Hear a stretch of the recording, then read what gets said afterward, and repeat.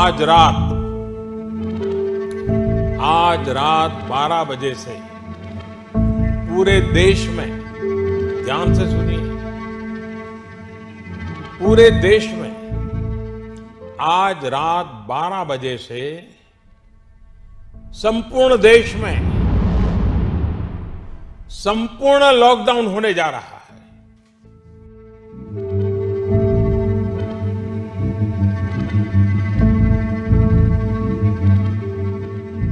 চিন্তা বাড়ছে, দেশ জুড়ে ছড়াচ্ছে করোনা, এসেছে মৃত্যুর খবর।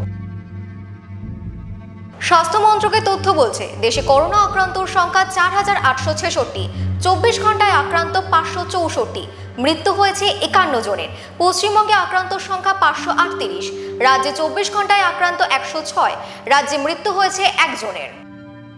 আতঙ্ক নয়, সতর্ক হন, এমনটাই পরামর্শ দিচ্ছেন ডাক্তাররা। তাই নিজেকে এই পরিস্থিতিতে মেনটেন করার জন্য নিয়মিত অভ্যাস করুন বিশেষ কয়েকটি প্রাণায়াম বা ব্যায়ামের।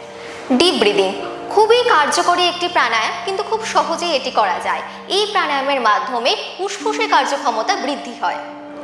ভস্ত্রিকা প্রাণায়াম এমন একটি প্রাণায়াম যা দ্রুত নিঃশ্বাস প্রশ্বাস নেওয়ার মাধ্যমে ফুসফুসের পেশিকে শক্তিশালী করে।